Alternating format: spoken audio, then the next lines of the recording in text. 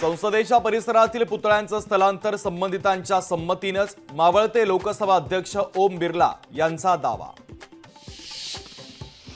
लोकसभेचा अध्यक्ष सर्वपक्षीय ठरवणार, हंगामी अध्यक्ष ओम बिर्लांचं अध्यक्षपदासंदर्भात अत्यंत महत्त्वाचं विधान। सरकारी कर्मचाऱ्यांचं निवृत्तीचं वय 60 करण्याबाबत सरकार सकारात्मक, मुख्यमंत्री शिंदेंचं सरकारी कर्मचारी संघटनेला आश्वासन।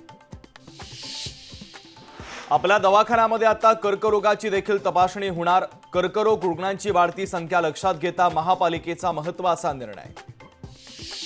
माथाडी मंडळातले 61 कर्मचारी हटवल्यानं नरेंद्र पाटील संतापले, नरेंद्र पाटील थेट मुख्यमंत्र्यांना भेटून विचारणार जाब।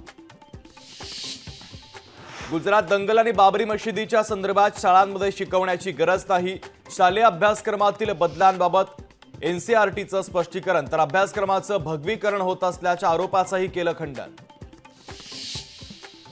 एनटीएमध्ये सुधारणा करण्याची गरज असल्याचं केंद्रीय शिक्षण मंत्री धर्मेंद्र प्रधानांचं वक्तव्य, नीट परीक्षा घोटाळ्यातील दोषींवर कडक कारवाईचं दिलं आश्वासन।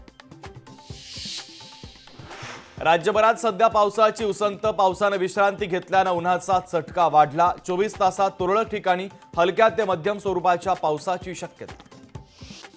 देशभरात बकरी ईदचा उत्साह, मशिदींमध्ये नमाजासाठी मुस्लिम बांधवांची सकाळपासूनच गर्दी। अजित पवार गटाच्या कोणाला मंत्रिपद जर मिळालं तर ते प्रफुल्ल पटेलांनाच मिळेल, प्रफुल्ल पटेल यांच्याकडनं स्वतःच्या मंत्रिपदासंदर्भात विश्वास व्यक्त। नक्षलवाद केवळ गडचिरोलीमध्ये नसून शहरी नक्षलवादी हे काही स्वयंसेवी संस्थांमध्ये देखील, मुख्यमंत्री एकनाथ शिंदेंचा गंभीर आरोप। समता परिषदेची मुंबईत तातडीची बैठक, वांद्रेमधील एमईटी संस्थेच्या संकुलामध्ये बैठकीचं आयोजन।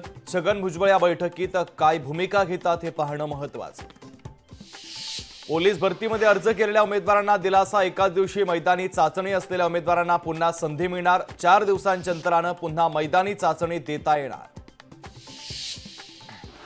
घाटकोपरच्या होर्डिंग दुर्घटनेप्रकरणी आरोपींच्या कोठडीमध्ये 21 जूनपर्यंत वाढ, महानगर दंडाधिकारी कोर्टाचा निर्णय। पावसाळ्यापूर्वी रस्त्यांच्या काँक्रिटीकरणाचं मुंबई महापालिकेचं उद्दिष्ट फोल, फक्त 15% रस्त्यांचं काँक्रिटीकरण पूर्ण झाल्याचा दावा।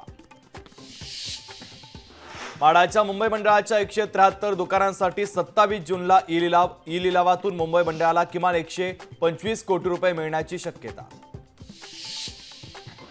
एसटी बसेसचे पास विद्यार्थ्यांना आता शाळेमध्येच उपलब्ध होणार, एमएसआरटीसीचा महत्त्वाचा निर्णय, राज्यभरातील लाखो विद्यार्थ्यांना परिवहन महामंडळाच्या निर्णयाचा होणार फायदा। महानिर्मितीच्या 4550 कोटी रुपये गुंतवणूक असलेल्या औष्णिक वीज प्रकल्पामध्ये तांत्रिक दोष, दीपनगरमधील 660 मेगावॅटचा प्रकल्प कार्यान्वित होण्यापूर्वीच प्रकल्पाला ब्रेक। पाऊस लवकर पडल्यानं जळगावातील शेतकरी सुखावले, खरीप हंगामामध्ये 7.5 लाख हेक्टरपेक्षा अधिक पेरणी, तर यंदा पेरणीला लवकर सुरुवात। राज्यात पावसाचा जोर ओसरल्यानं उन्हाचा जोर पुन्हा वाढला, तर मध्य महाराष्ट्र, मराठवाडा आणि विदर्भात तुरळक ठिकाणी पावसाचा अंदाज।